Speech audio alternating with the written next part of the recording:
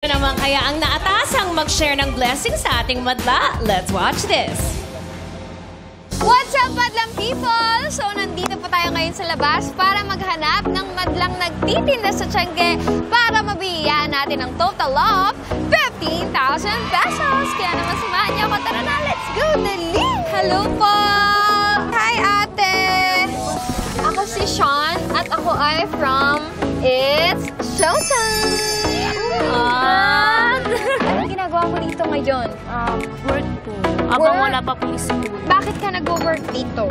Ano po, para sa extra income ko sa school. Ito ba ay personal choice mo? O? Personal choice ko po. Kasi personal. panganay po ako sa mag-apat na maganda. Apat kayo. Nandito ako ngayon kasi ako yung nabunot na lumabas at mag-share ng blessings mula doon sa aming naging palaro. At ito ay 7,500 mula sa It's Showtime. Naiyak ako, te! Thank you. Congratulations! Sana malaking tulong sa iyo. Sobra, ma'am. Sobra pa po to. Sa mga kapatid mo, sa family mo. At huwag mo din kalimutan i-treat yung sarili mo. Okay. Okay. Hi! Hello po! Hello po, ate!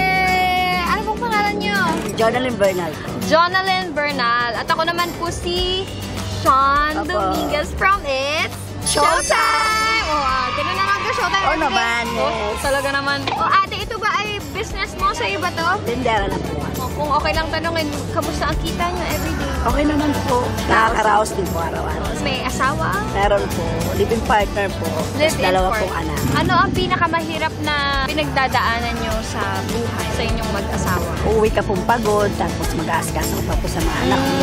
Tapos uuwian po siya para ihatid sundo sa school.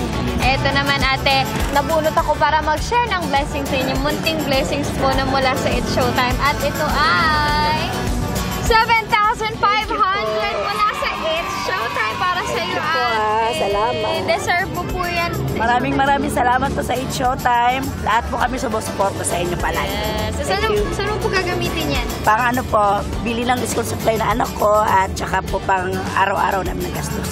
Thank you very much. Thank you, ate. Maraming salamat po. Nakakatuwa naman yung ginawa mo siya. Ngiti at yakap at syempre blessings. Yes, Ate Kiril. Grabe, talagang kailangan talaga nila yun. Masasabi ko talagang pinagdadasal nila yun, Ate Kay. Talagang lalo yung isa si Bernadette din, parang personal choice niya na mag-work. Working student. Yes, no? maka-help sa parents niya. Yung tipong ayaw niyang makampante na nasa bahay lang siya, ganyan-ganyan. So, siya yung nag-aano sa sarili niya. Siya yung nagpo-provide. Yes. Kaya naman, Sean, good Good job!